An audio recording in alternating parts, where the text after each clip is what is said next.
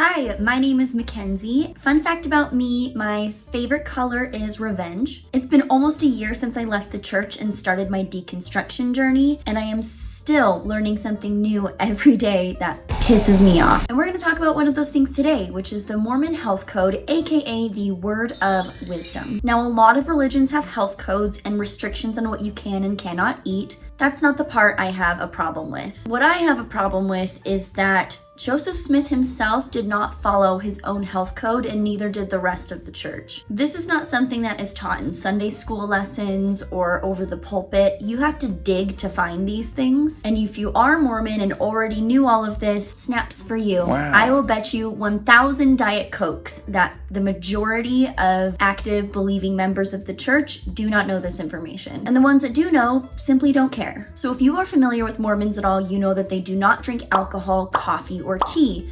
And the alcohol makes sense, but the coffee and tea part, not so much. And if you ask a member why, you will get the runaround. Why can't you drink coffee or tea?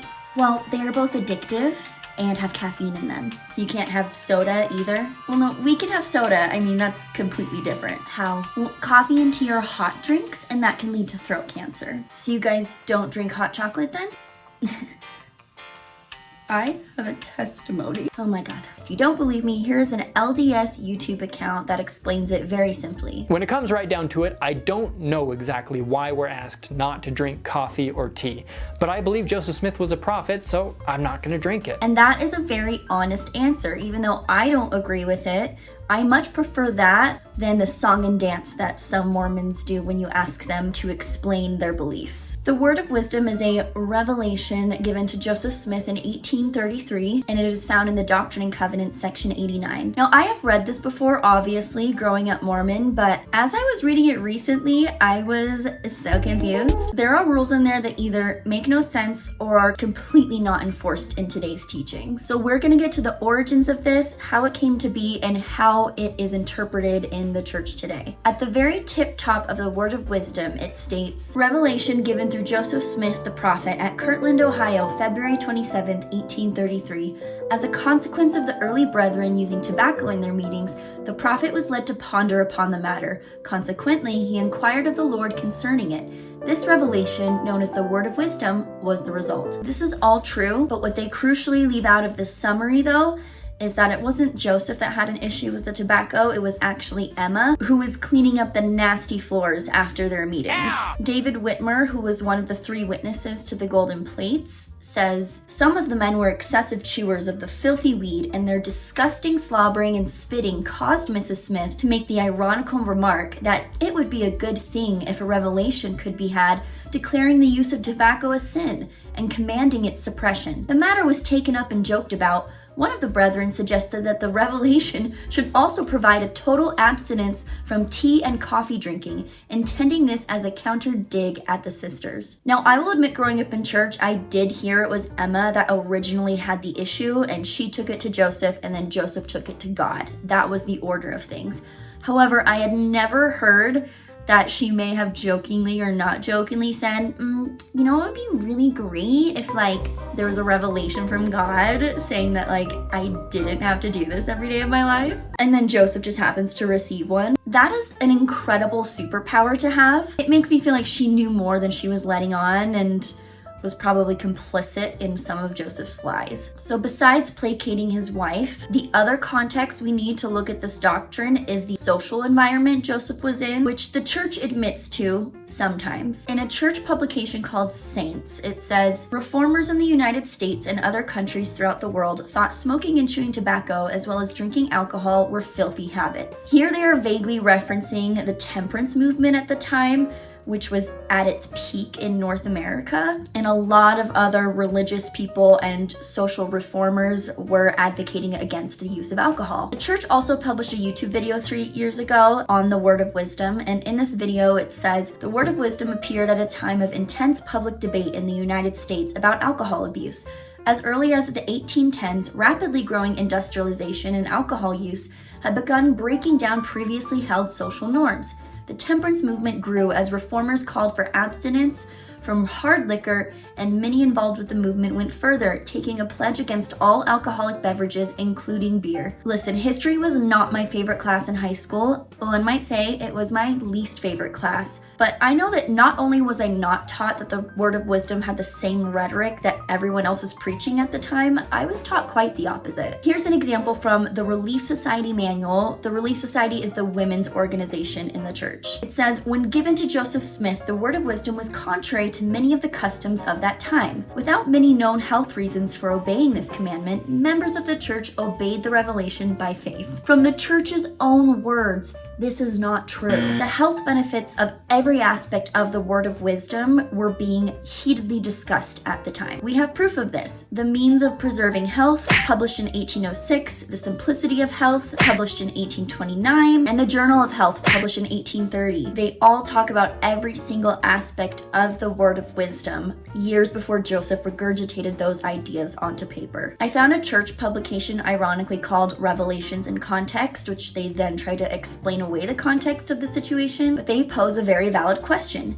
Did Joseph Smith simply draw upon ideas already existing in his environment and put them forward as revelation? Such concerns are unwarranted. Do tell. Remember that many early Latter-day Saints who took part in temperance societies viewed the word of wisdom as inspired counsel, adapted to the capacity of the weak and the weakest of saints who are or can be called saints. So their first answer is, well, the original Mormons believed it was from God.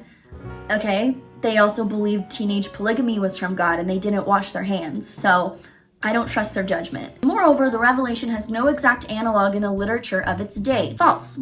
As I previously stated, there are 3 separate publications that were out at the time, and that's just a flat-out lie. Temperance reformers often try to frighten their hearers by linking alcohol consumption with a host of horrific diseases or social ills. The word of wisdom offered no such rationale. Strong drink, the revelation says, simply is not good. Instead of arguing from a position of fear, the word of wisdom argues from a position of confidence and trust. When the church lies about such easy things to look up, it's funny. There are only 21 verses. It does not take that long to read. And the very last verse states, I, the Lord, give unto them a promise that the destroying angel shall pass by them as the children of Israel and not slay them. Amen. That's not a threat to you? A destroying angel that will slay you in the middle of the night? That's just a bedtime story that you tell your kids. Not only can you not claim the word of wisdom was not fear-mongering back then, you can't claim that now. Take the infamous Coffee Talk by Julie Beck in April 2007. She talks about a woman who was a faithful member, except she had one dark secret. She drank coffee. Julie says, though she knew it was contrary to the word of wisdom, she developed the habit of drinking coffee and kept a coffee pot on the back of her stove. She claimed that the Lord will not keep me out of heaven for a little cup of coffee, but because of that little cup of coffee, she could not qualify for a temple recommend, and neither could those of her children who drank coffee with her. Though she lived to a good old age and did eventually qualify to re-enter and serve in the temple, only one of her 10 children had a worthy temple marriage, and a great number of her posterity, which is now in its 5th generation, live outside of the blessings of the restored gospel she believed in and her forefathers sacrificed so much for. What Julie is implying here is that if you drink coffee, not only will you be cursed, but your children will be cursed, and your children's children, and you will carry Madame Zeroni up the mountain. Saying that because she drank coffee at one point, even though she eventually repented, is the reason that most of her children were apostates is absurd. Not because, they found out Joseph Smith married children. It was the coffee people. Here's the book's closing argument. In the end, some overlap between the word of wisdom and the health reform movement of the 19th century is to be expected. Really? Because you just spent 3 paragraphs telling us it was irrelevant, but go off, you backsliding queen! This was a time of refreshing, a moment in history where light and knowledge were pouring down from heaven. On the night Joseph Smith was visited by the angel Moroni for the first time, in the fall of 1823, the angel quoted a line from the book of Joel and said it was about to be fulfilled. I will pour out my spirit upon all flesh, the passage read. Insofar as temperance reform made people less dependent on addictive substances, prompting humility and righteous action, the movement surely was inspired by God. That which is of God inviteth and enticeth to do good continually, the Book of Mormon stated. Rather than concerning themselves with cultural overlap, Latter-day Saints can joyously contemplate how God's Spirit touched so many so widely and with such force. I love how that last sentence is just like, don't worry about it, sweetie. Just make covenants and give us money. Okay, bye. First they say Joseph's environment had nothing to do with the revelation. Now they're saying it had everything to do with the revelation, and it was God's plan the whole time. If you're gonna pick a stance that doesn't make sense, at least stick to one. And if the Temperance Movement was inspired by God, what was the point of Joseph? I thought Joseph was the one speaking as a mouthpiece for God at that time. But God had some shorties on the side. He was a little worried about Joseph and had backups just in case. I guess I can understand that, knowing Joseph. What's the point of having a prophet if everyone else is also receiving the same revelations? So this doctrine was actually written the day after the National Day of Temperance, which was February 26th, and this was written on February 27th. So now that we've talked about the context and origins surrounding the word of wisdom, let's look into what it actually says. Verse 1, a word of wisdom for the benefit of the council of high priests, assembled in Kirtland and the church, and also the saints in Zion. To be sent greeting, not by commandment or constraint, but by revelation and the word of wisdom, showing forth the order and will of God in the temporal salvation of all saints in the last days. In his own revelation, Joseph says this is not a commandment. Just a fun guideline that if you don't follow it, an angel's going to freaking kill you. In the church publication Saints, it reads, the revelation had been declared not as a commandment, but as a caution. Many people would find it hard to give up using these powerful substances, and Joseph did not insist on strict conformity. He continued to drink alcohol occasionally, and he and Emma sometimes drank coffee and tea. This is all true.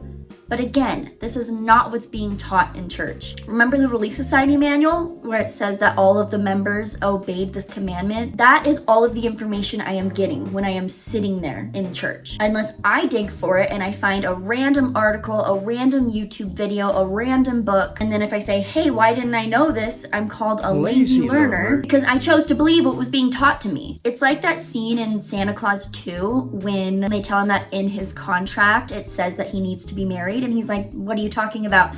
And they give him that big magnifying glass and it's in teeny microscopic print on the card. It's like, sorry I didn't get my microscope out. I didn't think I needed to. The church cannot claim transparency when they are only truthful some of the time. The message needs to be clear and consistent across the board. The word of wisdom was not enforced like it is today, and Joseph and his followers did not follow it. The problem is that doesn't fit the narrative that the church has painted with church history for all of these years. Let me quote Boyd K. Packer by saying, some things that are true are not very useful. He was giving a talk to church educators when he said this. And the subtitle before this paragraph says, there is a temptation for the writer or the teacher of church history to want to tell everything, whether it is worthy or faith-promoting or not. Remember, kids, if it's the truth, but it makes you look bad, just lie. That's what Jesus wanted. So besides not being taught about Joseph Smith's drinking because it's not faith-promoting, I was taught the following inspirational story. According to his mom, Lucy Mack Smith, when Joseph Smith was 7 years old, he was infected with typhoid fever, and he had to have surgery on his leg to remove part of the bone. Doctors recommended he be tied down and given alcohol to numb the pain because anesthesia wasn't invented yet. And she said he refused the binding cords and the alcohol, instead choosing to be held by his father, fully awake and unmedicated, while they cut into his leg. This story was told to me growing up to emphasize Joseph's moral character, even as a child, that even at 7 years old, he just knew that alcohol was wrong, and God blessed him and saved his leg and blah, blah, blah, blah. He actually had a limp for the rest of his life because of this surgery, and the way his mom tells the story, I feel like she coddled him a little bit,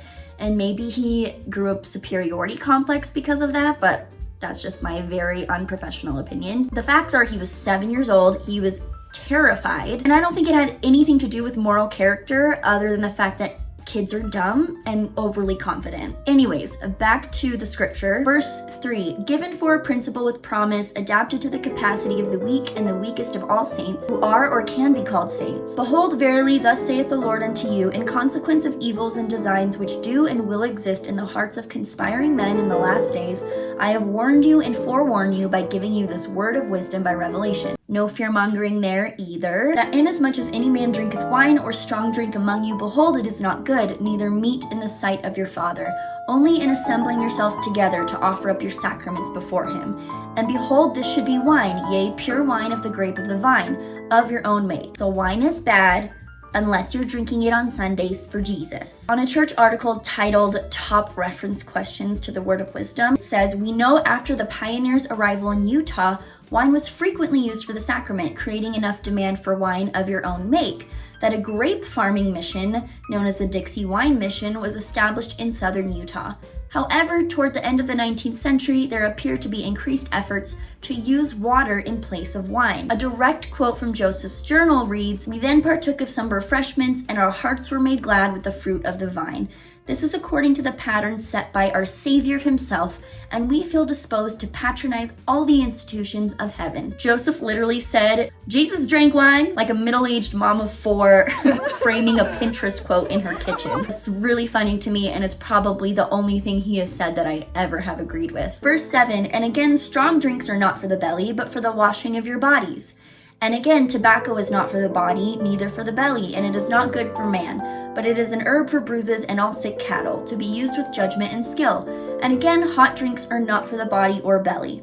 A lot to get into here. So strong drinks mean alcohol, or more specifically liquor. Tobacco, we just went over that. The men were spitting it on the floor and the women had to clean it up, which is just so on point for the Mormon church. Hot drinks is loosely interpreted to mean coffee and tea, not actually just anything that's hot. Tea means anything from the tea leaf, including green tea, black tea, but non-caffeinated herbal tea is fine. You can Google, is coffee good for you? And you're gonna come up with a million articles that say yes. It lowers your risk of cancer and diseases. Then I Googled, is coffee bad for you? And I did come up with some side effects, including anxiety, digestive issues, heartburn. The main consensus is it's fine in moderation, which is a good rule for most things. I Googled tea and came up with the same results. It can be really, really good for you, some side effects, drink it in moderation. Then I Googled, is soda good for you? And I could not find a single article that listed the benefits of soda. It was all bad. And that's common sense. Soda is for enjoyment and energy. I don't think anyone is drinking it for the nutrients. And then out of curiosity, I Googled caffeine, which is fine in moderation, but can be really bad for you in the long term. But out of all of the caffeinated beverages, soda is by far the worst one, scientifically. Not to mention energy drinks, which I am scared of because I have anxiety and I will literally die. If Joseph really had the gift of foresight and revelation from God, it would have been really cool if he added something about it in there. He would have been like, and Red Bull is not for the belly. And people would have been like, what the fuck is a bull? Why is it red? I mentioned soda because I live in Utah and you could not turn a corner in Utah without running into a swig, a Sodalicious, a fizz. It's everywhere. That is how they have a good time. They get their pop on. And it's literally worse for you than if you just drank coffee or tea, because you're drinking soda for the same reasons, for the energy boost. And then they get to live with their families forever. That is how it works. I personally have almost entirely stopped drinking caffeine because, like I said, I have anxiety issues and it makes them worse. But that's just my personal choice. Moving on. And again, verily I say unto you, all wholesome herbs God hath ordained for constitution, nature, and use of man. Every herb in the season thereof, and every fruit in the season thereof, all these to be used with prudence and thanksgiving. So herbs, nothing new, nothing groundbreaking, although a great argument for some Mary Jane. It is a natural herb from the earth. I think a lot of Mormons could benefit. Yea, flesh also of beasts and of the fowls of the air, I the Lord have ordained for the use of man with thanksgiving. Nevertheless, they are to be used sparingly. And it is pleasing unto me that they should not be used only in times of winter or of cold or famine. No one follows this. I'm not saying there are no Mormons who are vegetarian or vegans. I'm saying the church does not care and does not enforce this rule. You can go to any church gathering with food. There's gonna be hamburgers, hot dogs, turkey, ham. Meat has a lot of nutrients and is a really good source of protein. It's a staple in most cultures' diets. But if you Google, is meat bad for you, it can lead to cancer and heart disease. Again, everything in moderation. It's your body. Consult your doctor and make choices that work for you. It's almost like everyone is different and the same rules are not going to work for everybody. All grain is ordained for the use of man and of beasts, to be the staff of life, not only for man, but for the beasts of the field, and the fowls of heaven, and all wild animals that run or creep on the earth.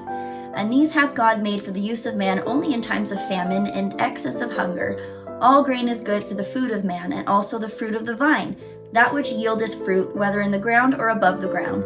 Nevertheless, wheat for man, and corn for the ox, and oats for the horse, and rye for the fowls, and for swine, and for all beasts of the field, and barley for all useful animals, and for mild drinks, and also other grain. Except if you're gluten intolerant, like me, God hates you. Also, don't know if you caught that, but it says barley and other grain is fine in mild drinks. Guess what beer is made from? Barley and other grain. Beer is completely fine, according to the word of wisdom. Joseph wrote down in his journal that he drank beer. I feel like this was like his personal dieting journal that was never meant to be taken seriously until it was. Now we get to some promises if you keep this not commandment. And all saints who remember to keep and do these sayings, walk in obedience to the commandments, shall receive health in their navel and marrow to their bones, and shall find wisdom and great treasures of knowledge, even hidden treasures, and shall run and not be weary, shall walk and not faint. And I, the Lord, give unto them a promise that the destroying angel shall pass by them as the children of Israel and not slay them. Amen. How nice. It seems pretty cut and dry. Follow all these rules and you'll be healthy, and God won't set fire to your house.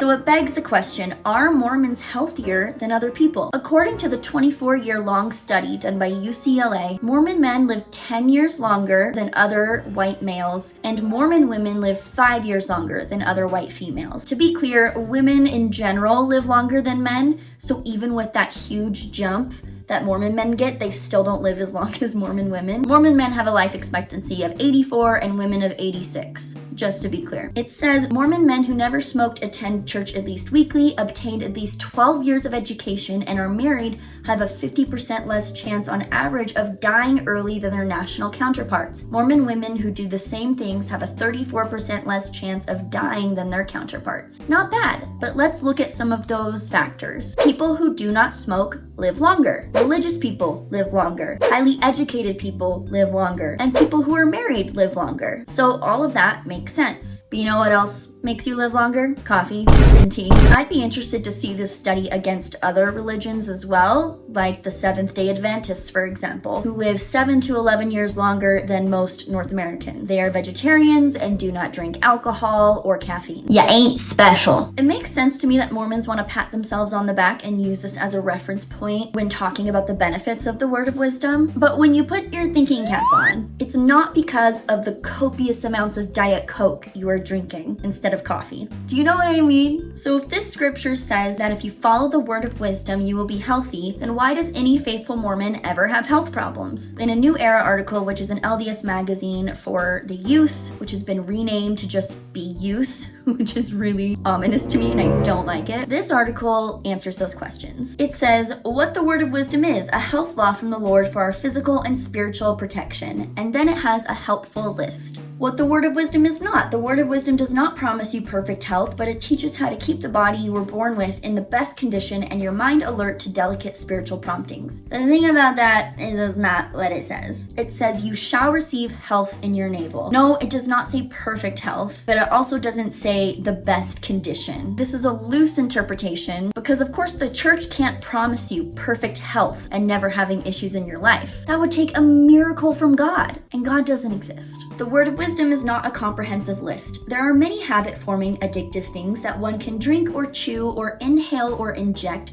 which injure both body and spirit, which are not mentioned in the Revelation. This is a comprehensive list because anything not on the list is irrelevant into getting into the highest level of Mormon heaven. You can be addicted to energy drinks, sugar, preservatives. You can have McD's for every single meal, and you still get your ticket stamped at the pearly gates. You can't if you have a latte because God said so. I found something in my research that was disturbing, but I need to talk about it. It's an article titled, Most U.S. Mormons Are Failing the Word of Wisdom, nurse says. She says, you want proof of our unhealthy diets? It's visible in nearly every pew in the chapel.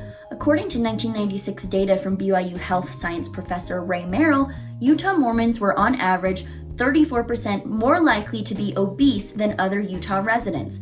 A 2006 update to that study did show improvement. Utah Mormons were 14% more likely to be obese. Yikes. I unfortunately have heard this rhetoric before in the church. Some members think that obese or fat people should not be allowed in the temple because they don't think they're following the word of wisdom. And to that I say, suck a big one. Your spiritual worthiness does not depend on your size. Period. Your bishop is not your doctor, and there is nothing in the word of wisdom about your weight. It does say beer is okay though, but you want to ignore that and terrorize people who aren't a negative size too? This lady sucks. Anyways, back to the church article. The word of wisdom is not an excuse to be obsessive. Learn to use moderation and common sense in matters of health and nutrition, and particularly in medication. Avoid being extreme or fanatical or becoming a faddist. You mean avoid following fads? Like the church does? The church just continued to drink alcohol until it was illegal to do so. The 18th Amendment, also known as Prohibition, was ratified in January of 1919. Just 8 months later, Heber J. Grant, who was the prophet at the time, he wrote a letter to church officials stating that the word of wisdom was now a requirement to enter into the temple. What a coinkydink that God and the law usually have the same idea at the same time. Twinsies. Also, the church did used to discourage caffeinated sodas. That was actually very prevalent when I grew up in the early 2000s, which is ironic considering BYU has a freaking contract with Coca-Cola now. And I found a quote from Howard Hunter, who was an apostle at the time and later became prophet. He said, "Live the spirit of the word of wisdom. We confuse it by asking if cola drinks are against the word of wisdom. The 89th section of the Doctrine and Covenants doesn't say anything about cola drinks, but we ask questions that go beyond the simplicity of the lesson that has been taught. We know that caffeine is taken out of coffee and used as an ingredient in cola drinks. It seems to me that if we probably want to live the spirit of the law, we probably wouldn't partake of that which had been taken from what we were told not to drink." So they were saying this at the pulpit, but like everything else the past prophets have said, it's now irrelevant. The word of wisdom being a temple requirement was not printed in the church handbook until 1933. So from 1833 until 1933, 100 years since Joseph Smith declared it a revelation, Mormons were knocking them back. Joseph Smith had a bar in his home. Brigham Young owned a distillery in Salt Lake City. I was actually at a bar recently called Whiskey Street, and I was reading their menu, and they explained that the street they are located on was dubbed Whiskey Street by Brigham Young himself. So I was drinking on the same street that Brigham Young was drinking 200 years ago. And I think that's beautiful. Aww. Brigham Young said, quote, "If a person is weary, worn out, cast down, fainting or dying, a brandy sling, a little wine, or a cup of tea is good to revive them. Do not throw these things away and say they must never be used. They are good to be used with judgment, prudence, and discretion. Ask our bishops if they drink tea every day, and in most cases they will tell you they do if they can get it." Well said. It's really that simple. Drink or don't drink at your discretion. Not because a guy said God told him drinking is wrong while he has a whiskey bottle in his hand. That's silly. Thank you for watching this video. If you liked it, please subscribe. If you didn't like it, please subscribe and leave mean comments. Let me know what other topics you'd like to see. I am but a woman of the people, a mere servant, if you will, because your thoughts and opinions matter to me. I'm going to go and not have a drink right now because it's a personal choice, and I want to play Zelda. Bye.